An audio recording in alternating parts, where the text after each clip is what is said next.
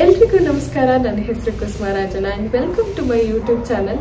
ಇವತ್ತು ಸ್ವಲ್ಪ ಹೊರಗಡೆ ಹೋಗೋದಿತ್ತು ಕೆಲಸದ ಮೇಲೆ, ಅದಕ್ಕೆ ಸ್ವಲ್ಪ ರೆಡಿ ಹಾಕೊಂಡು ನಾನು ಈ ವಿಡಿಯೋನ ಸ್ಟಾರ್ಟ್ ಮಾಡ್ತಾ ಇದ್ದೀನಿ. ಬಟ್ ಅದಕ್ಕೆ ಮುಂಚೆ ಇವತ್ತು ಬೆಳಗ್ಗೆ ಬ್ರೇಕ್ಫಾಸ್ಟಿಗೆ ಜೋಳದ ಹಿಟ್ಟಿನ ತಾಳಿಪಟ್ ಅಥವಾ ಜೋವಾರ್ ತಾಳಿಪಟ್ ಮಾಡಿದ್ದೆ. ಅದ್ರ ರೆಸಿಪಿನ ಇಲ್ಲಿ ಹಾಕ್ಬಿಡ್ತೀನಿ. ಹಾಗೆ ಇವತ್ತು ನೈಟ್ವರೆಗೂ ಈ ವಿಡಿಯೋನ ಕಂಟಿನ್ಯೂ ಮಾಡಬೇಕು, ಈ ವ್ಲಾಗ್ನ ಕಂಟಿನ್ಯೂ ಮಾಡಬೇಕು ಅಂತ ಅಂದ್ಕೊಂಡಿದ್ದೀನಿ. ಮೇ ಬಿ ನನ್ನ ಕೆಲ್ಸಕ್ಕೆ ಹೋಗೋದನ್ನು ಮೇ ಬಿ ತೋರಿಸ್ತೀನಿ ಅನ್ಸುತ್ತೆ, I don't know. So let's get starting to the video. Before that ನೀವೇನಾದರೂ ಫಸ್ಟ್ ಟೈಮ್ ನನ್ನ ಫೇಸ್ ನೋಡ್ತಾ ಇದ್ರೆ ದಯವಿಟ್ಟು ಹೋಗಿ ನನ್ನ ಚಾನಲಲ್ಲಿರೋ ಅದರ್ ವಿಡಿಯೋಸ್ನ ಚೆಕ್ ಮಾಡಿ. ನಿಮ್ಗೆ ಏನಾದರೂ ಹೆಲ್ಪ್ಫುಲ್ ಅನಿಸಿದ್ರೆ, ನಿಮ್ಗೆ ಇಷ್ಟ ಆದರೆ ದಯವಿಟ್ಟು ಚಾನಲ್ನ ಸಬ್ಸ್ಕ್ರೈಬ್ ಆಗೋದು ಮರಿಬೇಡಿ. ವಿಡಿಯೋನ ಕೊನೆವರೆಗೂ ನೋಡಿ, ಹೆಂಗೆ ಬರುತ್ತೋ ಏನೋ ನನಗೂ ಗೊತ್ತಿಲ್ಲ. So let's get starting to the video.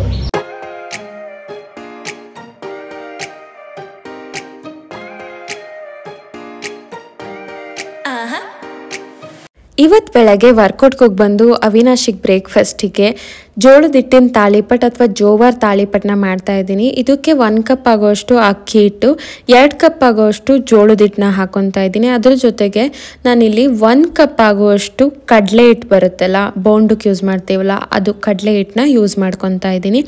ಅದಕ್ಕೆ 1 ತುರಿದಿರೋ ಕ್ಯಾರೆಟ್ನ ಹಾಕೊತಾ ಇದ್ದೀನಿ. ಇದ್ರ ಜೊತೆಗೆ 1 ಕಪ್ ಆಗುವಷ್ಟು ಹೆಚ್ಚಿರೋ ಅಂತ ಈರುಳ್ಳಿ ಪೀಪಿ ಬರುತ್ತಲ್ಲ ಅಥವಾ ಸ್ಪ್ರಿಂಗ್ ಆನಿಯನ್ಸ್ನ ಹಾಕೊತಾ ಇದ್ದೀನಿ. ಅದ್ರ ಜೊತೆಗೆ ನಾನು ಒಂದು ಅರ್ಧ ಹೆಚ್ಚಿರೋ ಈರುಳ್ಳಿ, ಅದಕ್ಕೆ ಸ್ವಲ್ಪ ಕೊತ್ತಂಬರಿ ಸೊಪ್ಪು, ಮತ್ತೆ ಇದ್ರ ಜೊತೆಗೆ 1 ಮೆಣಸಿನಕಾಯಿ, 4 ಬೆಳ್ಳುಳ್ಳಿನ ರುಬ್ಬಿರೋ ಅಂತ ಪೇಸ್ಟ್ ಹಾಕೊಂಡೆ 1 ಸ್ಪೂನು. ಅದ್ರ ಜೊತೆಗೆ ಸ್ವಲ್ಪ ಉಪ್ಪು, 1 ಸ್ಪೂನ್ ಅಷ್ಟು ಜೀರಿಗೆ, 1 ಸ್ಪೂನ್ ಅಷ್ಟು ಎಳ್ಳನ್ನ ಹಾಕೊಂಡು ನಾನು ಕಲ್ಸ್ಕೊತಾ ಇದ್ದೀನಿ. ಇಲ್ಲಿ ನೀರು ಹಾಕೊಂಡು ನೋಡಿ ಎಷ್ಟು ಹದ ಬೇಕು ಅಂತ ನೋಡ್ಕೊಂಡು ಕಲ್ಸ್ಕೋಬಹುದು. ಸ್ವಲ್ಪ ತೆಳ್ಳಗಿದ್ರೂ ನಡೆಯುತ್ತೆ, ತೀರಾ ಗಟ್ಟಿಗೆ ಮಾಡಿದ್ರೆ ಒಂಥರ ರೊಟ್ಟಿ ಎಲ್ಲ ರಫ್ ಆಗ್ತವೆ. ಇದನ್ನ ನಾವು ಪಾಶ್ಮನ್ ಪೇಪರ್ ಅಥವಾ ಬಟರ್ ಪೇಪರ್ ಮೇಲೆ ತಟ್ತೀವಲ್ಲ, ಸೊ ಹಾಗಾಗಿ ತೆಳ್ಳಗಿದ್ರು ಏನು ಪರವಾಗಿಲ್ಲ, ನಡೆಯುತ್ತೆ. ಇದಕ್ಕೆ ಬೇಕಂದ್ರೆ ನೀವು ಒಂದು ಸ್ವಲ್ಪ ಅರಿಶಿನ ಪುಡಿ ಹಾಕೋಬಹುದು, ಅವಾಗ ಯೆಲ್ಲೋ ಕಲರ್ ಬರುತ್ತೆ ಇದು ತಾಳಿಪಟ್ಟು, ಅವಾಗ ಒಂಥರ ನೋಡೋದಕ್ಕೆ ಚೆನ್ನಾಗಿ ಅನ್ಸುತ್ತೆ ಅಂತ ಅಷ್ಟೇ. ಅಷ್ಟು ಬಿಟ್ಟರೆ ಇಟ್ಸ್ ಓಕೆ, ಈ ಥರ ಅರಿಶಿನ ಹಾಕೊಂಡ್ಲಿಲ್ಲ ಅಂದ್ರೂ ನಡೆಯುತ್ತೆ. ಮತ್ತು ಇದಾದಮೇಲೆ ನಾನು ಇದನ್ನ ಒಂದು ರೊಟ್ಟಿದು ಬಟರ್ ಪೇಪರ್ ಅಂತ ಬರುತ್ತೆ, ಇದು ನಾನು ಲಾಸ್ಟ್ ವಿಡಿಯೋದಲ್ಲಿ ಹೇಳಿದ್ದೆ. ಈ ಥರ ಬಟರ್ ಪೇಪರ್ ಮೇಲೆ ಸ್ವಲ್ಪ ಆಯಿಲ್ ಹಾಕ್ಕೊಂಡು, ಇದಕ್ಕೇನು ಜಾಸ್ತಿ ಆಯಿಲು ಬೇಕಾಗಲ್ಲ ಆಯಿತಾ, ಸ್ವಲ್ಪ ಆಯಿಲ್ ಹಾಕ್ಕೊಂಡ್ಬಿಟ್ಟು ಈ ಥರ ರೊಟ್ಟಿ ಥರ ತಟ್ಕೊತಾ ಇದ್ದೀನಿ. ತುಂಬ ತೆಳುಗೆ ತಟ್ಕೊಂಡ್ರು ಓಕೆ, ದಪ್ಪ ತಟ್ಕೊಂಡ್ರು ಓಕೆ, ನಿಮಗೆ ಯಾವ ಥರ ಹದ ಬೇಕು ನೋಡ್ಕೊಂಡು ತಟ್ಕೋಬೋದು. ಹಾಗೆ ಇಲ್ಲಿ ಸುಮ್ಮನೆ 3 ತೂತು ಮಾಡ್ತಾಯಿದ್ದೀನಿ. ಸ್ವಲ್ಪ ಚೆನ್ನಾಗೂ ಬೇಯ್ಕೊಳ್ಳುತ್ತೆ, ಹಂಗೆ ನೋಡೋದಕ್ಕೆ ಚೆನ್ನಾಗಿ ಕಾಣಿಸುತ್ತೆ ಅಂತ ಹೇಳಿಬಿಟ್ಟು. ಸೊ ಇದಾದ ನಂತರ ನೀವು ಹೇಗೆ ನಾರ್ಮಲಾಗಿ ರೊಟ್ಟಿನ ಬೇಯಿಸ್ಕೊತೀರೋ ಅದೇ ಥರ ಬೇಯಿಸ್ಕೋಬೇಕು. ಇದಕ್ಕೆಲ್ಲ ನೀರು ಹಾಕಿ ಬೇಯಿಸಬಾರ್ದು. ಅಂದರೆ ಈ ನಾರ್ಮಲ್ ರೊಟ್ಟಿ ಬೇಯಿಸ್ತೀವಲ್ಲ ನಾವು, ನೀರು ಹಾಕ್ಕೊಂಡ್ಬಿಟ್ಟು ಆ ಥರ ಬೇಯಿಸ್ಕೋಬಾರ್ದು. ಇದನ್ನು ನಾರ್ಮಲಾಗಿ ಸುಮ್ಮನೆ ಆ ಕಡೆ ಈ ಕಡೆ ದೋಸೆ ಬೇಯಿಸ್ದಂಗೆ ಫ್ರೈ ಆ ಕಡೆ ಈ ಕಡೆ ಬೇಯಿಸ್ಕೋಬೇಕು, ಹೆಂಚು ಮೇಲೆ ಹಾಕ್ಕೊಂಬಿಟ್ಟು ಅಷ್ಟೇ. ಅಷ್ಟು ಮಾಡಿದ್ರೆ ತುಂಬಾ ಟೇಸ್ಟಿಯಾಗಿರುವಂತಹ ತಾಳಿಪಟ್, ಜೋವಾರ್ ತಾಳಿಪಟ್ ಅಥವಾ ಜೋಳದ ಹಿಟ್ಟಿನ ತಾಳಿಪಟ್ ರೆಡಿ ಆಗೋಯ್ತು. ನೀವು ಬೇಕಂದರೆ ಇದನ್ನ ರೊಟ್ಟಿ ಅಂತ ಕರೆದ್ರೂ ಕರ್ಕೋಬೋದು. ಸೊ ತುಂಬಾ ಟೇಸ್ಟಿಯಾಗಿರುತ್ತೆ ಆಯಿತಾ. ಇದ್ರ ಮೇಲೆ ಸ್ವಲ್ಪ ಎಳ್ಳು ಹಾಕ್ಕೊತಾ ಇದ್ದೀನಿ, ನಾನು ನೋಡ್ಬೋದು. ಆ ಥರ ಎಳ್ಳು ಹಾಕ್ಕೊಂಡ್ರೆ ಇನ್ನೂ ಸಖತ್ತಾಗಿರುತ್ತೆ. ನಾನು ಬಿಳಿ ಎಳ್ಳು ಯೂಸ್ ಮಾಡಿಕೊಂಡೆ, ನಿಮ್ಮ ಮನೇಲಿದ್ದರೆ ಹಾಕ್ಕೋಬೋದು. ಎಳ್ಳು ಕೂಡ ಟೇಸ್ಟ್ಗೂ ಚೆನ್ನಾಗಿರುತ್ತೆ, ಹಾಗೆ ಒಳ್ಳೆಯದು ಕೂಡ, ಸಕ್ಕ ಟೇಸ್ಟಿಯಾಗಿರುತ್ತೆ ಮಾತ್ರ.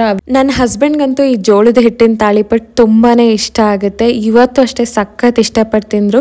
ಇದ್ರ ಜೊತೆಗೆ ನಾನು ಟೊಮೊಟೊ ಚಟ್ನಿ ಮಾಡಿದ್ದೆ, ಅದ್ರ ಜೊತೆಗೆ ನಾನು ಸ್ಪಿನಚ್ ಆಮ್ಲೆಟ್ ಕೂಡ ಮಾಡ್ಕೊಂಡಿದ್ದೆ. ತುಂಬಾ ಟೇಸ್ಟಿಯಾಗಿರುತ್ತೆ ಸ್ಪಿನಚ್ ಆಮ್ಲೆಟ್ ಕೂಡ.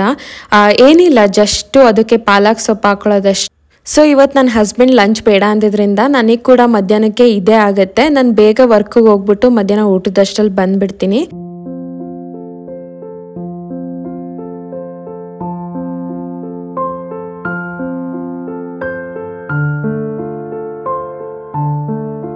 ಸೊ ಇವಾಗ ನಾನು ಹೊರಗಡೆ ಹೋಗಬೇಕು. ನಮ್ಮ ಮನೇಲಿ ಕರೆಂಟ್ ಕೂಡ ಹೋಗಿದೆ, ನನ್ನ ಕೂದಲು ಕೂಡ ಒಣಗಿಲ್ಲ, ನನ್ನ ಕೂದಲನ್ನು ಬಾಚ್ಕೊಳ್ಳೋಕ್ಕೂ ಆಗಿಲ್ಲ. But still it is okay. ಇವಾಗ ಏನಪ್ಪ ಅಂತ ಹೇಳಿದ್ರೆ, ನಾನು ಇದು ಹೊಸ ಡ್ರೆಸ್ ಹಾಕೊಂಡಿದ್ದೀನಿ ಆಯಿತಾ. ನಿಮ್ಗೆ ತೋರಿಸೋಣ ಅಂದ್ಕೊಂಡೆ. ನಿಮ್ಗೆ ಇಷ್ಟ ಇದ್ದರೆ, ನಿಮ್ಗೆ ಏನಾದರೂ ಲಿಂಕ್ ಬೇಕಿದ್ರೆ ಕಮೆಂಟ್ ಮೂಲಕ ಕೇಳಿ, ನಾನು ಕಮೆಂಟ್ಸಲ್ಲಿ ಪಿನ್ ಮಾಡಿರ್ತೀನಿ ಲಿಂಕ್ನ, ನೀವು ಚೆಕ್ ಮಾಡ್ಕೋಬೋದು. ಅಷ್ಟು ಕಾಣಿಸ್ತಾ ಇಲ್ಲ ಅನ್ಸುತ್ತೆ. ಇದು ಫಸ್ಟ್ ಟೈಮ್ ನಾನು ಈ ಥರ ವೆಲ್ವೆಟ್ ಮೆಟೀರಿಯಲ್ದು ತೊಗೊಂಡಿರೋದು ಡ್ರೆಸ್ಸು. ನೀವೇನಾದರೂ ವೆಡ್ಡಿಂಗ್ಸ್ಗೆ ಗೆಸ್ಟ್ ಆಗಿ ಹೋಗ್ತಾ ಇದ್ರೆ ಈ ಥರ ಡ್ರೆಸ್ ಈಸಿಯಾಗಿ ಹಾಕೋಬೋದು. ಒಂಥರ ತುಂಬಾ ರಿಚ್ ಲುಕ್ ಕೊಡುತ್ತೆ, ಮತ್ತು ತುಂಬಾ ಏನಂತಾರೆ ಎತ್ನಿಕ್ ಆ್ಯಂಡ್ ಫೆಸ್ಟಿವ್ ಲುಕ್ ಇದೆ ಈ ಡ್ರೆಸ್ಸಲ್ಲಿ. ಈಸಿಯಾಗಿ ಮದುವೆಗೆ ಸಿಂಪಲ್ ಆಗಿ ಇರುತ್ತೆ, ಹಾಗೆ ಒಂಥರ ಗ್ರ್ಯಾಂಡಾಗಿ ಕೂಡ ಇರುತ್ತೆ, ಹಾಕೊಂಡು ಹೋಗ್ಬೋದು. ಸೊ ನಿಮ್ಗೇನಾದರೂ ಬೇಕಿದ್ರೆ ಚೆಕ್ ಮಾಡ್ಕೊಳ್ಳಿ. ನಾನು ಇದನ್ನ ಇನ್ನೊಂದ್ಸರಿ ವಿಡಿಯೋನ ನೀಟಾಗಿ ಹಾಕ್ತೀನಿ ಡ್ರೆಸ್ದು. ಸೊ ಇವಾಗ ಆಲ್ರೆಡಿ ಟೈಮ್ ಹೋಗಿದೆ, ನಾನು ಹೋಗ್ಬೇಕು. So let's go.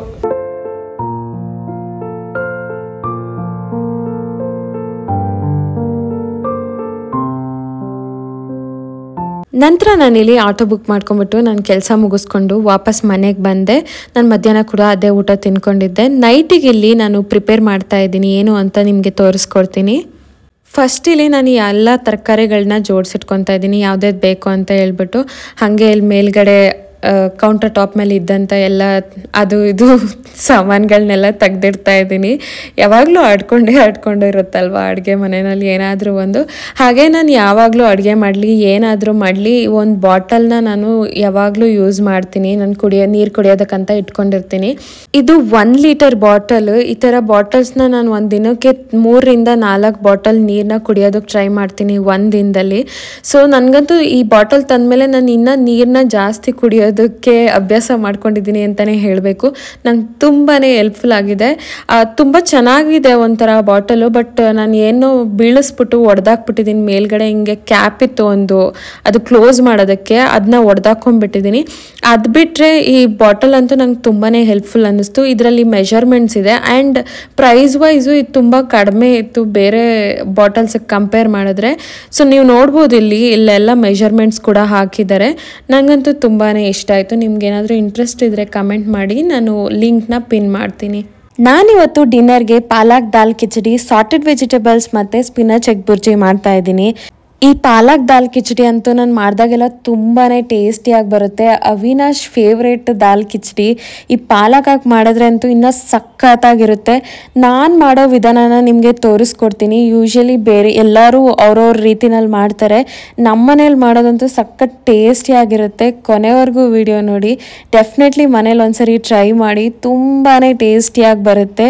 ಹಾಗೆ ನಾನು ಇಲ್ಲಿ ದಾಲ್ ಪಾಲಕ್ ಕಿಚಡಿಗೆ ಮತ್ತು ಸಾಟೆಡ್ ವೆಜಿಟೇಬಲ್ಸ್ಗೆ ಹಾಗೆ ಎಗ್ ಬುರ್ಜಿಗೆ ಬೇಕಾದಂಥ ವೆಜಿಟೇಬಲ್ಸ್ನೆಲ್ಲ ಇಲ್ಲಿ ಹೆಚ್ಚಿಟ್ಕೊತಾ ಇದ್ದೀನಿ. ನಾನಿಲ್ಲಿ ಒಂದು ಕುಕ್ಕರ್ ಒಳಗಡೆ 1 ಕಪ್ ರೈಸ್ಗೆ 1 ಕಪ್ ಬೇಳೆ ತೊಗೊತಾ ಇದ್ದೀನಿ. ಇಲ್ಲಿ ಅರ್ಧ ಕಪ್ಪಷ್ಟು ಮಸೂರ್ ದಾಲು, ಅದ್ರ ಜೊತೆಗೆ ಇನ್ನರ್ಧ ಕಪ್ಪಷ್ಟು ನಾನು ತೊಗರಿ ಬೇಳೆನ ತೊಗೊತಾ ಇದ್ದೀನಿ. ನೀವು ಎಷ್ಟೇ ತೊಗೊಂಡ್ರು ಇದು ಎಲ್ಲ ಮಶಿ ಆಗೋದ್ರಿಂದ ತುಂಬಾ ಕ್ವಾಂಟಿಟಿ ಜಾಸ್ತಿ ಆಗೋಗ್ಬಿಡುತ್ತೆ. ನೋಡಿಕೊಂಡು ಎಷ್ಟು ಬೇಕು ಅಂತ ಕಡಿಮೆ ಕ್ವಾಂಟಿಟಿನಲ್ಲೇ ಹಾಕ್ಕೊಳ್ಳಿ. ನಾನು ಯಾವಾಗಲೂ ಏನೇ ಮಾಡೋಕ್ಕೋದ್ರೂ ಹೆಂಗೆ ಮಾಡೋಕ್ಕೋದ್ರೂ ದಾಲ್ ಕಿಚಡಿ ಜಾಸ್ತಿನೇ ಆಗೋಗ್ಬಿಡುತ್ತೆ. ಸೊ ನೋಡ್ಕೊಂಡು ಹಾಕ್ಕೊಳ್ಳಿ. ಸೊ ಇದನ್ನೆಲ್ಲ ನಾನು ಸೇರಿಸ್ಬಿಟ್ಟು ತೊಳ್ಕೊಂಡು ಬಂದು ಇಟ್ಕೊತಾ ಇದ್ದೀನಿ. ಇದ್ರ ಜೊತೆಗೆ ನಾನು ಒಂದು ಕಪ್ ಆಗೋಷ್ಟು ಕ್ಯಾರೆಟು, ಆಲೂಗಡ್ಡೆ ಮತ್ತು ಬೀನ್ಸ್ನ ಹೆಚ್ಚಿ ಹಾಕ್ಕೊತಾ ಇದ್ದೀನಿ. ಹಾಗೆ ಪ್ರೋಟೀನ್ ಜಾಸ್ತಿ ಆಗಲಿ ಅಂತ ಹೇಳ್ಬಿಟ್ಟು 1 ಕಪ್ಪಷ್ಟು ನಾನಿಲ್ಲಿ ಬಟಾಣಿನ ಕೂಡ ಆ್ಯಡ್ ಮಾಡ್ತಾ ಇದ್ದೀನಿ ಇದಕ್ಕೆ. ಹಾಗೆ ನಾನಿಲ್ಲಿ ನೀವು ನೋಡ್ಬೋದು ಯಾವ ಕಪ್ಪಲ್ಲಿ ನಾನು ರೈಸು ಮತ್ತು ಬೇಳೆನ ತಗೊಂಡಿದ್ನೋ ಅದೇ ಕಪ್ಪಲ್ಲಿ ನಾನಿಲ್ಲಿ 6 ರಿಂದ 7 ಕಪ್ಪಷ್ಟು ನಾನು ನೀರನ್ನ ಹಾಕ್ತಾ ಇದ್ದೀನಿ. ನಾವು 2 ಕಪ್ ಆಗುತ್ತಲ್ವಾ, 1 ಕಪ್ ಬೇಳೆ 1 ಕಪ್ ರೈಸ್ ಆಗಿತ್ತಲ್ವಾ, ಇವಾಗ ನಾವು ಅದ್ರ 3ರಷ್ಟು ನಾವು ನೀರು ಹಾಕೋಬೇಕು. ಅಂದರೆ 6 ಕಪ್ಸ್ ಅಥವಾ ಅದಕ್ಕಿಂತ ಒಂಚೂರು ಜಾಸ್ತಿ ಹಾಕಿದ್ರೂ ನಡೆಯುತ್ತೆ. ನಾನು 7 ಕಪ್ಸು ನೀರು ತಗೊಂಡು ಹಾಕೊತಾ ಇದ್ದೀನಿ, ಸ್ವಲ್ಪ ವೆಜಿಟೇಬಲ್ಸ್ ಎಲ್ಲ ಜಾಸ್ತಿ ಇರೋದ್ರಿಂದ. ಹಾಗೆ ಇದಕ್ಕೂ ಸ್ವಲ್ಪ ಉಪ್ಪು ಮತ್ತು ಅರಿಶಿನ ಸೇರಿಸ್ಬಿಟ್ಟು ಕುಕ್ಕರ್ ಮುಚ್ಚಿಬಿಟ್ಟು ಒಂದು 4 ರಿಂದ 5 ವಿಷಲ್ ಕೂಗಿಸ್ಕೊಳ್ಳಿ. ನಿಮಗೆ ರೈಸು ಹಂಗಂಗೆ ಸಿಗೋದು ಇಷ್ಟ ಇದ್ದರೆ ಇಟ್ಸ್ ಓಕೆ, ನೀವು ಕಡಿಮೆನೇ ವಿಷಲ್ ಕೂಗಿಸ್ಕೋಬೋದು. ನಿಮಗೆ ರೈಸ್ ಒಂಥರ ಮಶಿ ಆಗಬೇಕು, ತುಂಬ ಮಸ್ತೋದಂಗೆ ಇರಬೇಕು ಅಂದರೆ ಸ್ವಲ್ಪ ಜಾಸ್ತಿನೇ ವಿಷಲ್ ಕೂಗಿಸ್ಕೊಂಡು ನೀವು ಇದನ್ನು ತಣ್ಣಗೆ ಮಾಡೋಕೆ ಇಟ್ಕೊಳ್ಳಿ. ನನಗೆ ಗೊತ್ತಿರೋಂಗೆ ಈ ಪಾಲಕ್ ದಾಲ್ ಕಿಚಡಿ ಇದು ನಾರ್ತ್ ಇಂಡಿಯನ್ ಡಿಶ್ಶು. ನಮ್ಮ ಮನೇಲಿ ಮಾಡೋ ಥರ ಕಿಚಡಿನೇ ಬೇರೆ ಥರ ಇರುತ್ತೆ, ಅದೊಂಥರ ಸ್ವೀಟ್ ಕಿಚಡಿ ಇರುತ್ತೆ. ಈ ಥರ ಖಾರ ಥರ ಕಿಚಡಿ ಬಂದು ಇದು ನಾರ್ತ್ ಇಂಡಿಯನ್ ಡಿಶ್ಶು. ದಾಲ್ ಕಿಚಡಿನೂ ಸಪ್ರೇಟ್ ಆಗಿರುತ್ತೆ. ಇದನ್ನ ಡಿಫ್ರೆಂಟ್ ಟೈಪಾಗಿ ಮಾಡ್ಬೋದು. ನಾನು ಇದರಲ್ಲಿ 1 ಟೈಪ್ ಮಾಡಿ ನಿಮಗೆ ತೋರಿಸ್ತಾ ಇದ್ದೀನಿ. ಬೇರೆ ರೀತಿಯೂ ಕೂಡ ಹೆಂಗೆ ಮಾಡ್ಬೋದು ಅಂತ ನಾನು ಅಪ್ಕಮಿಂಗ್ ವೀಡಿಯೋಸಲ್ಲಿ ನಿಮಗೆ ತೋರಿಸ್ಕೊಡ್ತೀನಿ. ನಿಮಗೆ ವಿಡಿಯೋ ಇಷ್ಟ ಆದರೆ ದಯವಿಟ್ಟು ಲೈಕ್ ಮಾಡೋದು ಮರಿಬೇಡಿ. ಹಾಗೆ ಸಬ್ಸ್ಕ್ರೈಬ್ ಮಾಡ್ಕೊಳ್ಳಿ ನಮ್ಮ ಚಾನಲ್ನ. ಅದರಿಂದ ನನಗೂ ಇನ್ನಷ್ಟು ರೆಸಿಪೀಸ್ನ ಶೇರ್ ಮಾಡೋದಕ್ಕೆ ಒಂಥರ ಖುಷಿ ಅನಿಸುತ್ತೆ. ಸೊ ನೆಕ್ಸ್ಟ್ ಇಲ್ಲಿ ನಾನು ಕುಕ್ಕನ್ನು ತಗೊಂಡು ಆ ಕಡೆ ಒಲೆ ಮೇಲೆ ಇಡ್ತಾ ಇದ್ದೀನಿ. ಈ ಕಡೆ ಒಲೆ ಮೇಲೆ ಇಟ್ಟರೆ ಕ್ಯಾಮ್ರಾಗೆ ಚೆನ್ನಾಗಿ ಕಾಣಿಸುತ್ತೆ ಅಂತ ಹೇಳ್ಬಿಟ್ಟು ನಾನು ಈ ಕಡೆ ಒಲೆ ಮೇಲೆ ಇವಾಗ ಸಾರ್ಟೆಡ್ ವೆಜಿಟೇಬಲ್ಸ್ ಹೆಂಗೆ ಮಾಡೋದು ಅಂತ ನಾನು ನಿಮಗೆ ತೋರಿಸ್ಕೊಡ್ತೀನಿ. ನಾನಿಲ್ಲಿ ಸಾರ್ಟೆಡ್ ವೆಜಿಟೇಬಲ್ಸ್ನ ಹೊಸ ಟೈಪ್ ಮಾಡ್ತಾ ಇದ್ದೀನಿ ಇಲ್ಲಿ. ಸೊ ಹೆಂಗೆ ಬರುತ್ತೆ ಏನು ಅಂತ ನನಗೂ ಗೊತ್ತಿಲ್ಲ, ನೋಡೋಣ ಬನ್ನಿ ಹೆಂಗೆ ಬರುತ್ತೆ ಅಂತ ಹೇಳ್ಬಿಟ್ಟು ನಾನು ನಿಮಗೆ ತೋರಿಸ್ಕೊಡ್ತೀನಿ. ಸೇಮ್ ಅದೇ ಥರನೇ ಬಟ್ ಒಂದು ಚೂರು ಡಿಫ್ರೆಂಟ್ ಪ್ರೊಸೀಜರ್ ಇದೆ. ಅದು ಹೆಂಗೆ ಅಂತ ಹೇಳ್ಬಿಟ್ಟು ನಾನು ನಿಮ್ಗೆ ಹೇಳ್ಕೊಡ್ತೀನಿ. ಫಸ್ಟ್ ಇಲ್ಲಿ ಒಂದು ಬಾಣಲಿಗೆ ಒಂದು ಅರ್ಧ ಸ್ಪೂನಷ್ಟು ಬೆಣ್ಣೆ, ಒಂದು ಅರ್ಧ ಸ್ಪೂನಷ್ಟು ಆಲಿವ್ ಆಯಿಲ್ ಯೂಸ್ ಮಾಡ್ಕೊತಾ ಇದ್ದೀನಿ. ಅದರ ನಂತರ ನಾನಿಲ್ಲಿ ಒಂದು 2-3 ಇಲ್ಕಷ್ಟು ಬೆಳ್ಳುಳ್ಳಿನ ಹೆಚ್ಚಿಟ್ಕೊಂಡಿರೋದನ್ನ ಹಾಕ್ಕೊತಾ ಇದ್ದೀನಿ. ಅದರ ನಂತರ ಬೆಳ್ಳುಳ್ಳಿ ಚೆನ್ನಾಗಿ ಬೆಂದ ನಂತರ ನಾನಿಲ್ಲಿ ಸ್ವಲ್ಪ ಸಣ್ಣಗೆ ಹೆಚ್ಚಿಟ್ಕೊಂಡಿರುವಂಥ ಈರುಳ್ಳಿನ ಸೇರಿಸ್ಕೊತಾ ಇದ್ದೀನಿ. ಇದೆಲ್ಲದು ಚೆನ್ನಾಗಿ ಬೇಯ್ಕೋಬೇಕು. ಒಂದು ಸ್ವಲ್ಪ ನೀಟಾಗಿ ನೋಡಿಕೊಂಡು ಎಲ್ಲದನ್ನು ಫ್ರೈ ಮಾಡ್ಕೊಳ್ಳಿ.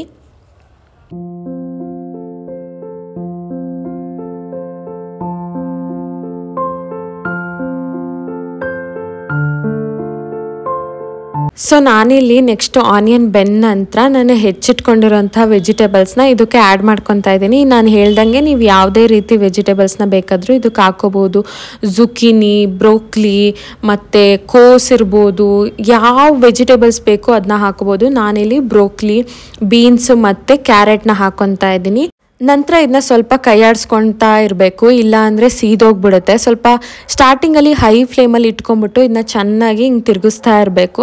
ಅದಾದಮೇಲೆ ಸ್ವಲ್ಪ ಉಪ್ಪು ಹಾಕ್ಕೊಂಬಿಟ್ಟು ಇದಕ್ಕೆ ಲೋ ಫ್ಲೇಮ್ ಮಾಡಿಬಿಟ್ಟು ಮೀಡಿಯಮ್ ಫ್ಲೇಮ್ ಮಾಡಿಬಿಟ್ಟು ಒಂದು ಪ್ಲೇಟ್ ಮುಚ್ಚಿಬಿಟ್ಟು ಇದನ್ನ ಬೇಯಕ್ಕೆ ಬಿಟ್ಬಿಡ್ಬೇಕು. ಹಾಗೆ ನೀವು ಪ್ಲೇಟ್ ಮುಚ್ಚಿದಾಗ ನೋಡ್ತಾ ಇರಬೇಕು ಸೀಯುತ್ತೆ ಹೆಂಗೆ ಅಂತ ಹೇಳ್ಬಿಟ್ಟು. ಇದು ಬೇಗ ಸೀದೋಗ್ಬಿಡುತ್ತೆ. ನೀವು ಜಾಸ್ತಿ ಆಯಿಲ್ ಹಾಕೊಂಡ್ರೆ ಅದರಿಂದ ಆಯಿಲ್ ಜಾಸ್ತಿ ಹಾಕಿದ್ರೆ ಆಬ್ವಿಯಸ್ಲಿ ಕ್ಯಾಲರೀಸ್ ಜಾಸ್ತಿ ಆಗುತ್ತಲ್ವ. ತುಂಬ ಜಾಸ್ತಿನೂ ಆಯಿಲ್ ಹಾಕಕ್ಕೆ ಹೋಗಬೇಡಿ, ಕಡಿಮೆನೇ ಆಯಿಲ್ ಹಾಕ್ಕೊಂಡ್ರೂ ಇದು ಚೆನ್ನಾಗೇ ಆಗುತ್ತೆ.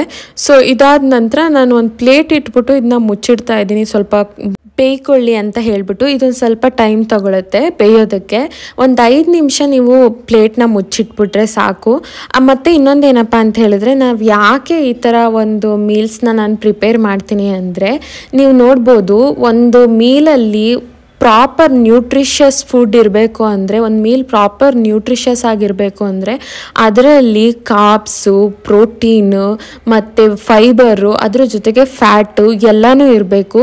ನನಗೆ ಗೊತ್ತಿರೋದನ್ನ ನಾನು ನಿಮಗೆ ಹೇಳ್ತಾ ಇದ್ದೀನಿ ಇಲ್ಲಿ. ನಾನು ರಿಸರ್ಚ್ ಮಾಡಿ ತಿಳ್ಕೊಂಡಿರೋದು ಅಥವಾ ನಾನು ಕೇಳಿ ತಿಳ್ಕೊಂಡಿರೋದು, ನಾನು ನ್ಯೂಟ್ರಿಷನ್ಸ್ ಹತ್ರ ಕೇಳಿ ತಿಳ್ಕೊಂಡಿರೋದ್ರ ಮೇಲೆ ನನ್ನ ಒಂದು ಇದನ್ನು ರಿಸರ್ಚ್ ಮಾಡಿರೋದನ್ನ, ನನಗೆ ಗೊತ್ತಿರೋದನ್ನ ನಾನಿಲ್ಲಿ ನಿಮಗೆ ಹೇಳ್ಕೊಡ್ತಾ ಇದ್ದೀನಿ. ಸೊ ಒಂದು ಮೀಲ್ ಅಂದರೆ ಅದರಲ್ಲಿ ನಿಮಗೆ ಕಾರ್ಬ್ಸ್ ಅಂದರೆ ಏನು ಗೊತ್ತಾ, ಈಗ ರಾಗಿ ಇರ್ಬೋದು, ಅಕ್ಕಿ ಇರ್ಬೋದು, ಜೋಳ ಇರ್ಬೋದು, ಇದೆಲ್ಲ ಕಾರ್ಬ್ಸಿಗೆ ಬರುತ್ತೆ. ಒಂದು ಗುಡ್ ಸೋರ್ಸ್ ಆಫ್ ಕಾರ್ಬ್ಸ್ ಅಂತಲೇ ಹೇಳಬೇಕು ಇವೆಲ್ಲದನ್ನು. ಈಗ ಪ್ರೋಟೀನ್ ಅಂತ ಬಂದರೆ ಚಿಕನ್ ಇರ್ಬೋದು, ಮತ್ತು ಟೋಫು ಇರ್ಬೋದು, ಪನೀರ್ ಇರ್ಬೋದು, ಸೋಯಾ ಇರ್ಬೋದು, ಆಮೇಲೆ ಕಾಳುಗಳು ಬರುತ್ತಲ್ಲ ಅದರಲ್ಲಿ ಹೈ ಪ್ರೋಟೀನ್ ಇರುತ್ತೆ. ಬಟ್ ನನಗೆ ಗೊತ್ತಿರೋ ಪ್ರಕಾರ ಚಿಕನ್ನಲ್ಲಿ ಸ್ವಲ್ಪ ಹೈ ಪ್ರೋಟೀನ್ ಇರುತ್ತೆ. 26 grams of protein per 100 grams ಏನೋ ಇರುತ್ತೆ. I am not sure about that. So ಈಗ ಪ್ರೋಟೀನ್ ಸೋರ್ಸ್ ಅಂದರೆ ಇವುಗಳು ಮೇನ್ ಆಗಿ ಬರ್ತವೆ. ಅದ್ರ ಜೊತೆಗೆ ನಾವೀಗ ಫೈಬರ್ ಅಂತ ಬಂದರೆ ನಮಗೆ ತರಕಾರಿಗಳು, ಸೊಪ್ಪುಗಳಿಂದ ಫೈಬರ್ ಅನ್ನೋದು ನಮಗೆ ಜಾಸ್ತಿ ಸಿಗುತ್ತೆ. ಸೊ ನಮ್ಮ ಬಾಡಿಗೆ ಇದೆಲ್ಲದು ತುಂಬಾ ಅವಶ್ಯಕವಾಗಿದೆ. ಇದು ನಾವು ಡಯಟ್ ಮಾಡ್ತಾ ಇದ್ದೀವಿ, ವೆಯ್ಟ್ ಲಾಸ್ ಮಾಡ್ತಾ ಇದ್ದೀವಿ ಅಂತ ತಿನ್ನಬೇಕು ಅಂತಲ್ಲ. ಒಬ್ಬ ನಾರ್ಮಲ್ ಪರ್ಸನ್ಗೆ ಅವ್ರ ಮೀಲ್ಸಲ್ಲಿ, ಅವ್ರ ಫುಡ್ಡಲ್ಲಿ ಇದೆಲ್ಲದೂ ತುಂಬಾ ಅವಶ್ಯಕವಾಗಿ ಬೇಕಾಗಿರುವಂಥ ಒಂದು ಫುಡ್ ಅಂತಲೇ ಹೇಳ್ಬೇಕು. ಸೊ ಅದರಿಂದ ನಮಗೆ ವಿಟಮಿನ್ಸ್ ಇರ್ಬೋದು, ನ್ಯೂಟ್ರಿಯೆಂಟ್ಸ್ ಇರ್ಬೋದು, ನಮ್ಮ ಬಾಡಿಗೆ ತುಂಬ ಚೆನ್ನಾಗಿ ಸಿಗುತ್ತೆ. ಹಾಗೆ ನಾನಿಲ್ಲಿ ಬಿಸಿನೀರನ್ನ ಚೆನ್ನಾಗಿ ಕಾಯಿಸ್ಕೊಬಿಟ್ಟು ಒಂದು ಕಂತೆ ಅಷ್ಟು ಸ್ಪಿನಚ್ ಅಥವಾ ಪಾಲಕ್ ಸೊಪ್ಪನ್ನ ನಾನು ಅದರೊಳಗೆ ಹಾಕಿ ಸೈಡಿಗೆ ಎತ್ತಿಡ್ತಾ ಇದ್ದೀನಿ. ಒಂದು 10 minutes ಅಷ್ಟು ನೆನೆಯೋಕೆ ಎತ್ತಿಡ್ತಾ ಇದ್ದೀನಿ. ಸೊ ಅಷ್ಟರಲ್ಲಿ ಅದು ಬೆಂದೋಗ್ಬಿಟ್ಟಿರುತ್ತೆ ನೀಟಾಗಿ. ಅದನ್ನ ಬೇಯಿಸ್ತಾ ಇಲ್ಲ, ಜಸ್ಟ್ ನಾನು ಬಿಸಿನೀರಿಗೆ ಹಾಕ್ಕೊತಾ ಇದ್ದೀನಿ. ಈ ಥರ ಮಾಡೋದ್ರಿಂದ ಇದು ಸ್ಪಿನಚ್ ಅಥವಾ ಪಾಲಕ್ ಸೊಪ್ಪಲ್ಲಿರೋ ನ್ಯೂಟ್ರಿಯೆಂಟ್ಸು ಲಾಸ್ ಆಗ್ದಂಗೆ ತಡೆಯುತ್ತೆ, ಡೈರೆಕ್ಟ್ ಬೇಯಿಸ್ದಲೇ ಈ ಥರ ಮಾಡೋದ್ರಿಂದ. ಹಾಗೆ ನಾನಿಲ್ಲಿ ಸಾರ್ಟೆಡ್ ವೆಜಿಟೇಬಲ್ಸ್ಗೆ ನಾನಿಲ್ಲಿ ಸ್ಪೈಸಸ್ನ ಆ್ಯಡ್ ಮಾಡ್ತಾ ಇದ್ದೀನಿ. ನೀವು ನೋಡ್ಬೋದು ಆರಿಗ್ಯಾನೋ ಮತ್ತು ಚಿಲ್ಲಿ ಫ್ಲೇಕ್ಸ್ನ ಆ್ಯಡ್ ಮಾಡ್ತಾ ಇದ್ದೀನಿ. ಇದಾದಮೇಲೆ ನಾನು ಹೊಸದಾಗಿ ಟ್ರೈ ಮಾಡಬೇಕು ಅಂತ ಹೇಳ್ಬಿಟ್ಟು ಸೊ ಏನು ಮಾಡಿದೆ ಅಂದರೆ, ರಾಗಿ ಹಿಟ್ಟನ್ನ ಇದಕ್ಕೆ ನಾನು ಒಂಥರ ಸ್ಲರಿ ಥರ ಮಾಡಿಬಿಟ್ಟು ನೀರಲ್ಲಿ ಕಲಿಸ್ಬಿಟ್ಟು ಅದನ್ನು ಇದ್ರೊಳಗೆ ಮಿಕ್ಸ್ ಮಾಡಿದೆ. ಅದು ಚೆನ್ನಾಗಿ ಬಂದಿಲ್ಲ ಆಯಿತಾ. ಸೊ ನೀವು ಇಲ್ಲಿಗೆ ಇದನ್ನು ಸ್ಟಾಪ್ ಮಾಡಿ.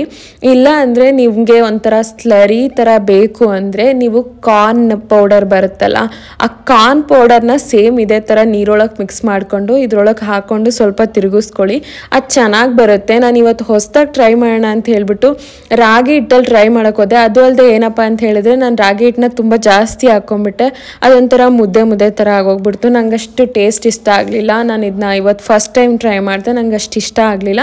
ಸೊ ನೀವೇನಾದರೂ ಮಾಡ್ತಾಯಿದ್ರೆ ನಾವು ವೆಜಿಟೇಬಲ್ಸ್ಗೆ ನಾನು ಸ್ಪೈಸಸ್ ಆ್ಯಡ್ ಮಾಡೋದ್ನಲ್ಲ, ಆರಿಗ್ಯಾನೋ ಮತ್ತು ಚಿಲ್ಲಿ ಫ್ಲೇಕ್ಸು, ಅದು ಇಟಾಲಿಯನ್ ಹರ್ಬ್ಸು ನಿಮಗೆ ಯಾವುದೇ ಅಂಗಡಿಗೆ ಹೋದ್ರೂ ಸಿಗುತ್ತೆ. ಸೊ ಅಲ್ಲಿಗೆ ಸ್ಟಾಪ್ ಮಾಡಿ, ಅಥವಾ ನಾನು ಇಲ್ಲಿ ರಾಗಿ ಹಿಟ್ಟನ್ನ ಯೂಸ್ ಮಾಡಿದ್ದೀನಲ್ಲ ಇದ್ರ ಬದಲು ಕಾರ್ನ್ ಪೌಡರ್ನ ಹಾಕ್ಕೊಳ್ಳಿ. ಸೊ ನಾನು ಏನಾದರೂ ತಪ್ಪಾಗಿದ್ರೂ ಹೇಳ್ಬಿಡ್ತೀನಿ ಆಯಿತಾ.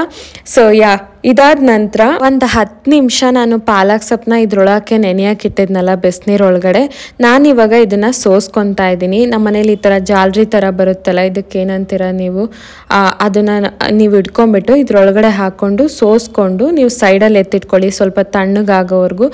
ಹಾಗೆ ಇನ್ನೊಂದು ಏನಪ್ಪ ಮಾಡ್ಬೋದು ಅಂದರೆ ಐಸ್ ವಾಟರ್ ಒಳಗಡೆ ಈ ಸ್ಪಿನಚ್ನ ಹಾಕ್ಬಿಟ್ಟು ಸ್ವಲ್ಪ ಹೊತ್ತು ಬಿಟ್ಟರೆ ಅದು ಬೇಗ ತಣ್ಣಗಾಗ್ಬಿಡುತ್ತೆ. ನಾನಿಲ್ಲಿ ತಣ್ಣಗಾಗಿದ ನಂತರ ಮಿಕ್ಸಿ ಜಾರ್ ಒಳಗಡೆ ಹಾಕ್ಕೊತಾ ಇದ್ದೀನಿ. ಇಲ್ಲಿ ಇದ್ರ ಜೊತೆಗೆ 1 ಮೆಣಸಿನ್ಕಾಯಿ, ಅದ್ರ ಜೊತೆಗೆ ಒಂದು 4ರಿಂದ 5 ಬೆಳ್ಳುಳ್ಳಿ ಇಲಕ್ಕನ್ನ ಇದ್ರ ಜೊತೆಗೆ ಸೇರಿಸ್ಕೊತಾ ಇದ್ದೀನಿ. ಈ ಥರ ಹಾಕೋದ್ರಿಂದ ಈ ಸ್ಪಿನಚ್ ಅಥವಾ ಪಾಲಕ್ದು ಫ್ಲೇವರ್ನ ಇನ್ಕ್ರೀಸ್ ಮಾಡುತ್ತೆ, ಒಂಥರ ಎನ್ಹ್ಯಾನ್ಸ್ ಮಾಡುತ್ತೆ, ಅವಾಗ ತುಂಬಾ ಟೇಸ್ಟಿಯಾಗಿ ಬರುತ್ತೆ ಅಂತ ಹೇಳ್ಬಿಟ್ಟು ನಾನು ಈ ಥರ ರುಬ್ಬಿಟ್ಕೊತಾ ಇದ್ದೀನಿ ಇದ್ರ ಜೊತೆಗೆ ಸೇರಿಸ್ಕೊಂಡು. ಸೊ ರುಬ್ಬಿಟ್ಟು ಅದನ್ನ ಸೈಡಲ್ಲಿ ಎತ್ತಿಟ್ಕೊಳ್ಳಿ. ನೆಕ್ಸ್ಟ್ ಇಲ್ಲಿ ಮತ್ತೆ ಒಂದು ಕಡಾಯಿನಲ್ಲಿ ಒಂದು ಅರ್ಧ ಸ್ಪೂನ್ ಅಷ್ಟು ನಾನು ಬೆಣ್ಣೆ ಹಾಕ್ಕೊತಾ ಇದ್ದೀನಿ. ಆ್ಯಕ್ಚುಲಿ ತುಪ್ಪ ಹಾಕ್ಕೋಬೇಕು, ನಮ್ಮ ಮನೇಲಿ ಇವತ್ತು ತುಪ್ಪ ಖಾಲಿ ಆಗಿಬಿಟ್ಟಿದೆ ಅಂತ ಹೇಳ್ಬಿಟ್ಟು ಬೆಣ್ಣೆ ಹಾಕ್ಕೊತಾ ಇದ್ದೀನಿ. ನಂಗೆ ಯೂಶಲಿ ಬೆಣ್ಣೆ ತುಪ್ಪ ಇದೆಲ್ಲನೂ ಅಂಗಡಿಯಿಂದ ತರೋಕ್ಕಷ್ಟು ಇಷ್ಟನೇ ಆಗಲ್ಲ. ನಾನು ಹಳ್ಳಿನಲ್ಲೇ ಬೆಳೆದಿರೋದ್ರಿಂದ ನಾನು ಮೊದಲಿಂದನೂ ನಮ್ಮಮ್ಮ ಮಾಡೋ ತುಪ್ಪ ಬೆಣ್ಣೆ ಮೊಸರು ಆ ಥರ ತಿನ್ಕೊಂಡು ಬೆಳೆದಿರೋದ್ರಿಂದ ನಂಗೆ ಏನೋ ಗೊತ್ತಿಲ್ಲ, ಹೊರ್ಗಡೆ ಅಂಗಡಿದು ತುಪ್ಪ ಅಥವಾ ಬೆಣ್ಣೆ ಅಷ್ಟು ಲೈಕೆ ಆಗಲ್ಲ. ಮೊಸರು ಇರ್ಬೋದು, ಯಾವುದಾದ್ರೂ ಇರ್ಬೋದು, ನಂಗೆ ಅಷ್ಟು ಇಷ್ಟನೇ ಆಗಲ್ಲ. ಬಟ್ ಸ್ಟಿಲ್ ಕೆಲವೊಂದು ಸರಿ ಅಡುಗೆಗೆ ಯೂಸ್ ಮಾಡ್ತೀನಿ ತುಪ್ಪ ಬೆಣ್ಣೆ ಎಲ್ಲ, ಕೆಲವೊಂದು ಸರಿ ಯೂಸ್ ಮಾಡ್ತೀನಿ. ಬಟ್ ನಂಗೆ ಡೈರೆಕ್ಟಾಗಿ ತಿನ್ನಬೇಕಂದ್ರೆ ಅಷ್ಟು ಇಷ್ಟನೇ ಆಗಲ್ಲ. ಸೊ ಇದಕ್ಕೆ ಒಂದು ಅರ್ಧ ಸ್ಪೂನ್ ಬೆಣ್ಣೆ ಮತ್ತು ಇನ್ನೊಂದು ಅರ್ಧ ಸ್ಪೂನು ನಾನಿಲ್ಲಿ ಆಯಿಲ್ನ ಹಾಕ್ಕೊತಾ ಇದ್ದೀನಿ. ಇಲ್ಲಿ ಎಣ್ಣೆ ಕಾದ ನಂತರ ಒಂದು ಸಣ್ಣಗೆ ಹೆಚ್ಚಿಟ್ಕೊಂಡಿರುವಂಥ ಈರುಳ್ಳಿನ ಹಾಕ್ಕೊತಾ ಇದ್ದೀನಿ. ಹಾಕ್ಕೊಂಡು ಇದನ್ನ ಚೆನ್ನಾಗಿ ಫ್ರೈ ಮಾಡ್ಕೋಬೇಕು. ಸ್ವಲ್ಪ ಟ್ರಾನ್ಸ್ಲೂಸೆಂಟ್ ಆಗಬೇಕು ಈರುಳ್ಳಿ. ಟ್ರಾನ್ಸ್ಲೂಸೆಂಟ್ ಅಂದರೆ ಒಂಥರ ಒಂಚೂರು ಕೆಂಪಗೂ ಅಲ್ಲ, ಒಂಚೂರು ಈ ಕಡೆ ಅರ್ಧ ಬೆಂದಂಗೂ ಅಲ್ಲ ಇರುತ್ತೆ ನೋಡಿ, ಅಷ್ಟು ಟ್ರಾನ್ಸ್ಲೂಸೆಂಟ್ ಆಗಬೇಕು. ಅದನ್ನು ಟ್ರಾನ್ಸ್ಲೂಸೆಂಟ್ ಆಗೋದು ಅಂತಾರೆ. ನಾನು ಸರಿಯಾಗಿ ಹೇಳೋದ್ನೋ ಇಲ್ಲೋ ಗೊತ್ತಿಲ್ಲ. ಐ ಹೋಪ್ ನಿಮ್ಗೆ ಅರ್ಥ ಆಯಿತು. ಈರುಳ್ಳಿ ಒಟ್ಟು ಚೆನ್ನಾಗಿ ಬೇಯಬೇಕು, ಅಲ್ಲಿವರೆಗೂ ಚೆನ್ನಾಗಿ ಬೇಯಿಸ್ಕೊಳ್ಳಿ ಈರುಳ್ಳಿನ. ಈರುಳ್ಳಿ ಬೆಂದ ನಂತರ ಇದಕ್ಕೆ ನೀವು ಒಂದು ಅರ್ಧ ಸ್ಪೂನಷ್ಟು ಹೆಚ್ಚಿಟ್ಕೊಂಡಿರುವಂತಹ ಬೆಳ್ಳುಳ್ಳಿ, ಒಂದು ಅರ್ಧ ಸ್ಪೂನಷ್ಟು ಹೆಚ್ಚಿಟ್ಕೊಂಡಿರುವಂತಹ ಶುಂಠಿ ಅಥವಾ ಒಂದು 4-5 ಬೆಳ್ಳುಳ್ಳಿ ಇಲ್ಕು, ಒಂದು ಅರ್ಧ ಇಂಚಷ್ಟು ಶುಂಠಿ ಹೆಚ್ಚಿಟ್ಕೊಂಡಿರೋದನ್ನ ಇದ್ರೊಳಕ್ಕೆ ಸೇರಿಸ್ಕೊಳ್ಳಿ. ಅದೆಲ್ಲ ನೀಟಾಗಿ ಬೆಂದ ನಂತರ 1-2 ಟೊಮೊಟೊ ಸಣ್ಣಗೆ ಹೆಚ್ಚಿಟ್ಕೊಂಡಿರೋದನ್ನ ಇದ್ರೊಳಗೆ ಸೇರಿಸ್ಕೊಂಡು ಸ್ವಲ್ಪ ಉಪ್ಪು ಹಾಕ್ಕೊಂಡ್ಬಿಟ್ಟು ಚೆನ್ನಾಗಿ ಟೊಮೊಟೊ ಎಲ್ಲ ಮಸ್ತ್ ಹೋಗೋವರೆಗೂ ಬೇಯಿಸ್ಕೊಳ್ಳಿ. ನಾವು ಆಲ್ರೆಡಿ ಉಪ್ಪನ್ನ ಮುಂಚೆನೇ ಹಾಕಿದ್ದೀವಲ್ಲ, ಉಪ್ಪನ್ನ ನೋಡ್ಕೊಂಡು ಹಾಕೊಳ್ಳಿಲ್ಲ ಅಂದ್ರೂ ಪರವಾಗಿಲ್ಲ, ಹಾಗೆ ಪ್ಲೇಟ್ ಮುಚ್ಚಿಬಿಟ್ಟು ಇಟ್ಬಿಡಿ. ನಂತರ ನಾವು ಇಲ್ಲಿ ಆಲ್ರೆಡಿ ಬೇಯಿಸ್ಕೊಂಡಿದ್ವಲ್ಲ ರೈಸು, ವೆಜಿಟೇಬಲ್ಸು, ಬೇಳೆ ಎಲ್ಲ, ಅದನ್ನ ತೆಗೆದು ನೋಡ್ತಾ ಇದ್ದೀನಿ ನಾನಿಲ್ಲಿ. ನೋಡಿ, ಈ ಥರ ಬೆಂದಿರಬೇಕು, ಇದು ಕರೆಕ್ಟ್ ಕನ್ಸಿಸ್ಟೆನ್ಸಿ ಬೆಂದಿರೋದು. ಈ ಥರ ಬೆಂದಿದ್ರೆ ತುಂಬ ಚೆನ್ನಾಗಿ ಬರುತ್ತೆ. ಆಮೇಲೆ ಇನ್ನೊಂದೇನಪ್ಪ ಅಂತ ಹೇಳಿದ್ರೆ, ನೀವು ಇದಕ್ಕೆ ರೈಸ್ನ ನಾರ್ಮಲ್ ಅಕ್ಕಿ ಥರದ್ದೇ ಯೂಸ್ ಮಾಡಿ, ಬಾಸುಮತಿ ಎಲ್ಲ ಯೂಸ್ ಮಾಡೋಕ್ಕೆ ಹೋಗಬೇಡಿ. ನಾರ್ಮಲ್ ಅಕ್ಕಿ ಆದರೆ ಚೆನ್ನಾಗಿ ಮಸ್ತೋಗಂಗೆ ಬೆಂದಿರುತ್ತೆ, ಆವಾಗ ಇನ್ನೂ ಟೇಸ್ಟು ತುಂಬಾ ಚೆನ್ನಾಗಿ ಬರುತ್ತೆ. ಅದಾದ ನಂತರ ಈಗ ಇಲ್ಲಿ ನಾನು ಟೊಮೊಟೊಗೆ ಪ್ಲೇಟ್ ಮುಚ್ಚಿಟ್ಟಿದ್ನಲ್ಲ, ಇದು ಚೆನ್ನಾಗಿ ಬೇಯ್ಕೊಂಡಿದ್ದೆ. ಇದಕ್ಕೆಲ್ಲ ಸ್ಪೈಸಸ್ ಆ್ಯಡ್ ಮಾಡೋಣ. ನಾನು ಒಂದು ಅರ್ಧ ಸ್ಪೂನಷ್ಟು ಚಿಲ್ಲಿ ಪೌಡರ್ ಯೂಸ್ ಮಾಡ್ತಾ ಇದ್ದೀನಿ. ಹಾಗೆ 1 ಸ್ಪೂನಷ್ಟು ನಾನು ಗರಂ ಮಸಾಲ ಹಾಕ್ಕೊತಾ ಇದ್ದೀನಿ. ಅದಕ್ಕೆ ಒಂದು ಅರ್ಧ ಸ್ಪೂನಷ್ಟು ಕೊರಿಯಾಂಡರ್ ಪೌಡರ್ ಅಥವಾ ಧನಿಯಾ ಪುಡಿನ ಹಾಕ್ಕೊತಾ ಇದ್ದೀನಿ. ಇಷ್ಟು ಸ್ಪೈಸಸ್ನ ಹಾಕ್ಬಿಟ್ಟು ಲೋ ಫ್ಲೇಮಲ್ಲಿ ಇಟ್ಟು ಇದನ್ನ ಚೆನ್ನಾಗಿ ಕಲಿಸ್ಕೊಳ್ಳಿ. ನಮ್ಮನೆ ಖಾರದ ಪುಡಿ ಕಡಿಮೆ ಯೂಸ್ ಮಾಡಿದಷ್ಟು ತುಂಬಾ ಒಳ್ಳೆಯದು, ಬಿಕಾಸ್ ತುಂಬ ಖಾರ ಇದೆ. ಅದಕ್ಕೋಸ್ಕರ ನಾನು ಕಡಿಮೆ ಖಾರದ ಪುಡಿ ಹಾಕ್ಕೊಂಡಿದ್ದೀನಿ. ನೀವು ನಿಮ್ಮ ಮನೆಗೆ ಎಷ್ಟು ಬೇಕು ಅಂತ ಹೇಳ್ಬಿಟ್ಟು, ಖಾರ ಎಷ್ಟು ಬೇಕು ಅಂತ ಹೇಳ್ಬಿಟ್ಟು ನೋಡ್ಬಿಟ್ಟು ಹಾಕ್ಕೊಳ್ಳಿ. ಅದಾದ ನಂತರ ನಾನಿಲ್ಲಿ ಇದನ್ನು ಚೆನ್ನಾಗಿ ಬೇಯಿಸ್ಕೊಂಡ್ಬಿಟ್ಟು, ನಾವಿಲ್ಲಿ ಆಲ್ರೆಡಿ ಪಾಲಕ್ದು ಪ್ಯೂರಿ ಮಾಡ್ಕೊಂಡಿದ್ವಲ್ಲ, ಪಾಲಕ್ ಸೊಪ್ಪನ್ನ ಮಿಕ್ಸಿ ಆಡಿಸ್ಕೊಂಡಿದ್ವಲ್ಲ, ಅದನ್ನ ತಗೊಬಂದ್ಬಿಟ್ಟು ಇದಕ್ಕೆ ಸೇರಿಸ್ಕೊತಾ ಇದ್ದೀನಿ. ಇದನ್ನ ಸ್ವಲ್ಪ ನೀಟಾಗಿ ಕಲಿಸ್ಬಿಟ್ಟು ಒಂದು 5 ನಿಮಿಷದಷ್ಟೊತ್ತು ಒಂದು ಮೀಡಿಯಮ್ ಫ್ಲೇಮ್ ಮಾಡಿಬಿಟ್ಟು ಪ್ಲೇಟ್ ಮುಚ್ಚಿ ಬೇಯಕ್ಕೆ ಇಟ್ಬಿಡ್ಬೇಕು.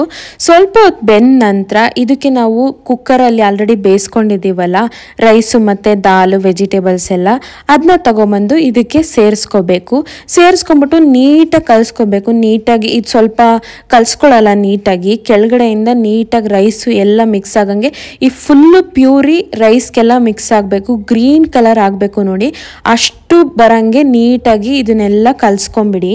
ನೋಡಿ ಗ್ರೀನ್ ಕಲರ್ ಎಷ್ಟು ಚೆನ್ನಾಗಿ ಬರ್ತಾ ಇದೆ ಅಂತ ಹೇಳ್ಬಿಟ್ಟು, ನೀವು ಪಾಲಾಗ್ ಬೇಕಂದರೆ ಇನ್ನೂ ಸ್ವಲ್ಪ ಜಾಸ್ತಿನೇ ಸೇರಿಸ್ಕೋಬೋದು, ಇನ್ನೂ ಸಖತ್ ಗ್ರೀನ್ ಕಲರ್ ಆಗಿ ಬರುತ್ತೆ. ಈಗ ಆಲ್ರೆಡಿ ಗ್ರೀನ್ ಕಲರ್ ಆಗಿ ಬಂದಿದೆ, ಎಷ್ಟು ಚೆನ್ನಾಗಿ ಕಾಣಿಸ್ತಾ ಇದೆ, ನೀವು ನೋಡ್ಬೋದು.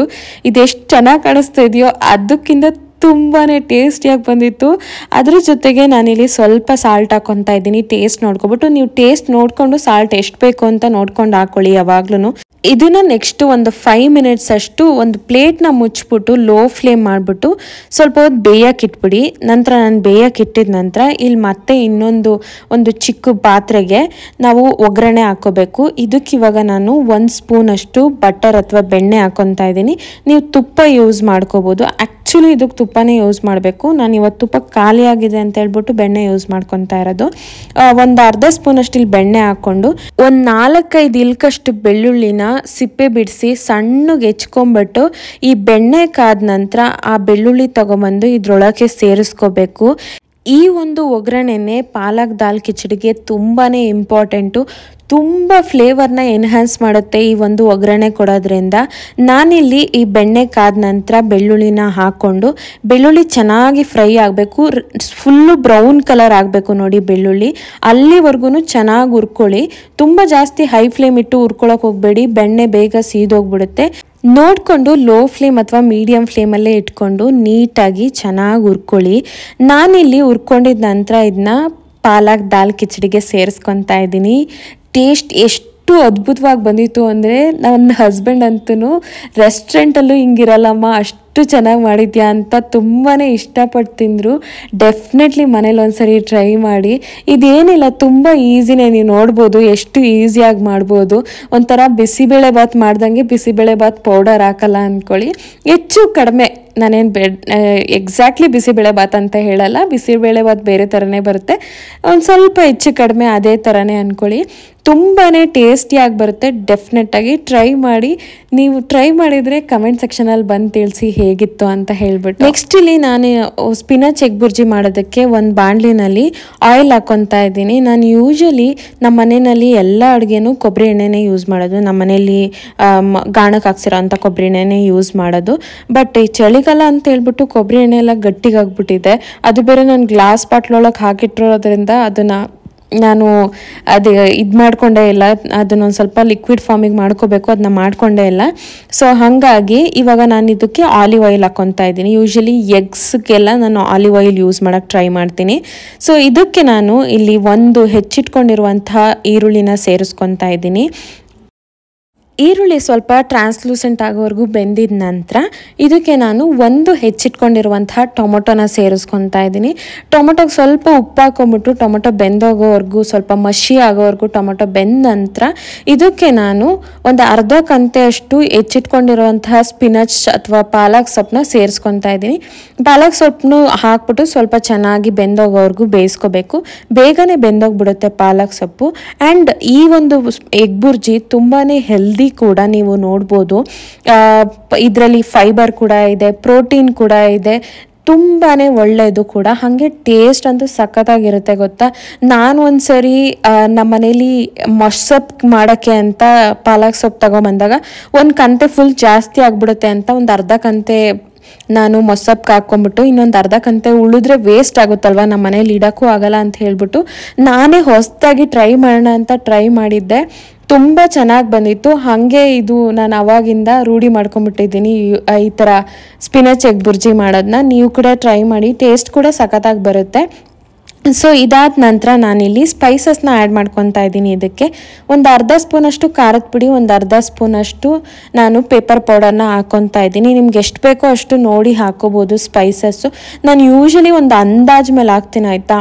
ನಾನು ನಿಮಗೋಸ್ಕರ ಅಂತ ಹೇಳ್ಬಿಟ್ಟು ಮೆಷರ್ಮೆಂಟ್ಸ್ ಹೇಳ್ತಾ ಇದ್ದೀನಿ. ಯೂಶ್ವಲಿ ನಾನು ಎಲ್ಲದನ್ನು ಅಂದಾಜು ಮೇಲೆ ಹಾಕೋದು. ಯೂಶ್ವಲಿ ಎಲ್ಲ ಅಡುಗೆ ಮಾಡೋರೆಲ್ಲ ಹಾಗೆ ಅಲ್ವಾ, ನನಗೆ ಗೊತ್ತಿರೋಂಗೆ ವಿಡಿಯೋದಲ್ಲಿ ಮಾತ್ರನೇ ಮೋಸ್ಟ್ಲಿ ಎಲ್ಲರೂ ಇಷ್ಟಿಷ್ಟೇ ಹಾಕೋಬೇಕು ಅಂತ ಹೇಳ್ತಾರೆ. ನನಗೆ ಗೊತ್ತಿರಂಗೆ ಎಲ್ಲರೂ ಅಡುಗೆ ಮಾಡೋರೆಲ್ಲ ಅಂದಾಜು ಮೇಲೆ ನೋಡ್ಕೊಂಡು ಹಾಕೊತಾ ಇರ್ತಾರೆ. ಯೂಶ್ವಲಿ ಮಾಡಿ ಅಭ್ಯಾಸ ಆಗಿರುತ್ತಲ್ಲ ಆ ಥರ. ಸೊ ನಾನು ನಿಮಗೆ ಮೆಷರ್ಮೆಂಟ್ಸ್ ಹೇಳ್ತಾ ಇದ್ದೀನಿ, ನೋಡ್ಕೊಂಡು ಹಾಕೋಬೋದು. ಇದಾದ ನಂತರ ನಾನಿಲ್ಲಿ ಒಂದು 4 ಎಗ್ನ ಹಾಕ್ಕೊತಾ ಇದ್ದೀನಿ. ಇದಕ್ಕೆ ನಿಮಗೆ ಎಗ್ಸ್ ಎಷ್ಟು ಬೇಕು ಅಂತ ನೋಡ್ಕೊಂಡು ನೀವು ಹಾಕೋಬೋದು. ನಾನು 4 ಎಗ್ ಹಾಕ್ಕೊಂಬಿಟ್ಟು ಸ್ವಲ್ಪ ಚೆನ್ನಾಗಿ ಬೇಯಿಸ್ಕೊಂಬಿಟ್ಟು ಇದೆಲ್ಲ ಬೆಂದ ನಂತರ ನಾನು ಸೈಡಿಗೆ ಎತ್ತಿಟ್ಕೊತಾ ಇದ್ದೀನಿ. ಇಷ್ಟೇ ನೋಡಿ, ಸ್ಪಿನಾಚ್ ಎಗ್ ಬುರ್ಜಿ, ಏನೂ ಇಲ್ಲ, ವೆರಿ ಸಿಂಪಲ್, ತುಂಬಾ ಟೇಸ್ಟಿಯಾಗಿ ಬರುತ್ತೆ. ಒಂದ್ಸರಿ ನಿಮ್ಮ ಮನೇಲಿ ಟ್ರೈ ಮಾಡಿ ಹೇಗೆ ಬಂತು ಅಂತ ಹೇಳಿ. ಸೊ ಅಡುಗೆ ಎಲ್ಲ ಆಗಿದ ನಂತರ ನಮ್ಮಿಬ್ಬರಿಗೂ ಇಲ್ಲಿ ಪ್ಲೇಟ್ಸ್ ಇಟ್ಕೊಂಡು ನಾನು ಊಟನ ಬಡಿಸ್ಕೊತಾ ಇದ್ದೀನಿ. ಇಲ್ಲಿ ಸ್ವಲ್ಪ ಪಾಲಕ್ ದಾಲ್ ಕಿಚಡಿ, ಅದ್ರ ಜೊತೆಗೆ ಸಾಟೆಡ್ ವೆಜಿಟೇಬಲ್ಸು, ಮತ್ತು ಇಲ್ಲಿ ಸ್ಪಿನಾಚ್ ಎಗ್ ಬುರ್ಜಿನ ಹಾಕ್ಕೊತಾ ಇದ್ದೀನಿ. ಇದು ಸಾಟೆಡ್ ವೆಜಿಟೇಬಲ್ಸು ಅಂದರೆ SAUTED, ಸಾಟೆಡ್ ವೆಜಿಟೇಬಲ್ಸ್, ಫಾರಿನ್ ವರ್ಡ್ ಅಲ್ಲ. ಸಾಟೆಡ್ ವೆಜಿಟೇಬಲ್ಸ್ ಅಲ್ಲ, SORTED ಅಲ್ಲ, ಸಾಟೆಡ್ ವೆಜಿಟೇಬಲ್ಸ್ ಅಂದರೆ ಏನಿಲ್ಲ, ತರಕಾರಿನ ಜಸ್ಟ್ ಫ್ರೈ ಮಾಡ್ಕೊಳ್ಳೋದು, ಬಾಣಲಿಲಿ ಹುರ್ಕೊಳ್ಳೋದು ಅಷ್ಟೇ. ನಂತರ ಇಲ್ಲಿ ನಾನು ಕುಕುಂಬರ್ ರೈತ ಕೂಡ ಮಾಡಿಕೊಂಡೆ, ಸೌತೆಕಾಯಿಯಲ್ಲಿ ರೈತ ಕೂಡ ಮಾಡಿಕೊಂಡೆ. ಇದಂತೂ ತುಂಬಾ ಟೇಸ್ಟಿಯಾಗಿರುತ್ತೆ. ನಿಮ್ಗೇನಾದರೂ ಇದ್ರ ರೆಸಿಪಿ ಬೇಕಿದ್ರೆ ಹೇಳಿ, ಕಮೆಂಟ್ ಮೂಲಕ ಕೇಳಿ. ನಾನು ನೆಕ್ಸ್ಟ್ ವಿಡಿಯೋನಲ್ಲಿ ಆದಷ್ಟು ಬೇಗ ಅಪ್ಲೋಡ್ ಮಾಡೋಕ್ಕೆ ಟ್ರೈ ಮಾಡ್ತೀನಿ. ಸೊ ಇದಾಗಿತ್ತು ನಮ್ಮ ಊಟ. ಇದನ್ನೆಲ್ಲ ಊಟಕ್ಕೆ ಇಟ್ಕೊಂಡ್ಬಿಟ್ಟು ನಮ್ಮ ಟೇಬಲ್ ಮೇಲೆ ಇಟ್ಕೊಂಡು ಕ್ಯಾಂಡಲ್ ಹಚ್ಕೊಂಡು TV ನೋಡಿಕೊಂಡು ಒಳ್ಳೆ ಊಟ ಕೂಡ ಮಾಡಿದ್ವಿ. ಅವಿನಾಶ್ಗಂತೂ ತುಂಬಾ ಇಷ್ಟ ಆಯಿತು. ಆದರೆ ನಾನು ಹೇಳ್ದಂಗೆ ಈ ಸಾಟೆಡ್ ವೆಜಿಟೇಬಲ್ಸು ಅಷ್ಟೊಂದು ಟೇಸ್ಟಿಯಾಗಿ ಬಂದಿರಲಿಲ್ಲ. ನಾನು ಎಲ್ಲಿಗೆ ಸ್ಟಾಪ್ ಮಾಡಿ ಅಂತ ಹೇಳಿದೆ ನೋಡಿ, ಅಲ್ಲಿಗೆ ಸ್ಟಾಪ್ ಮಾಡ್ಕೊಂಬಿಡಿ. ಸೊ ಇವತ್ತಿನ ಒಂದು ವ್ಲಾಗ್ ಇದಾಗಿತ್ತು. ಕೊನೆವರೆಗೂ ನೋಡಿದರೆ ತುಂಬ ತುಂಬ ತುಂಬ ಧನ್ಯವಾದಗಳು. ನಿಮ್ಮ ಒಂದು ಫ್ರೆಂಡ್ಸ್ ಅಥವಾ ಫ್ಯಾಮಿಲಿ ಜೊತೆ ಶೇರ್ ಮಾಡ್ಕೊಳ್ಳಿ. ನಾನು ಆದಷ್ಟು ಹೆಲ್ದಿ ರೆಸಿಪೀಸ್ನೇ ಟ್ರೈ ಮಾಡ್ತಾ ಇರ್ತೀನಿ. ನಮ್ಮ ಮನೇಲಿ ಮಾಡೋದನ್ನೇ ನಾನಿಲ್ಲಿ ಶೇರ್ ಮಾಡ್ತಾ ಇರ್ತೀನಿ. ಮೋಸ್ಟ್ಲಿ ಅವ್ರಿಗೆ ಕೂಡ ಯೂಸ್ ಆಗ್ಬೋದು, ಹೆಲ್ಪ್ಫುಲ್ ಆಗ್ಬೋದು. ಆದಷ್ಟು ಶೇರ್ ಮಾಡೋದಕ್ಕೆ ಟ್ರೈ ಮಾಡಿ. ಹಾಗೆ ಸಬ್ಸ್ಕ್ರೈಬ್ ಮಾಡ್ಕೊಳ್ಳಿ. ವಿಡಿಯೋ ಇಷ್ಟ ಆದರೆ ಲೈಕ್ ಮಾಡಿ. Thank you for watching till end. Bye.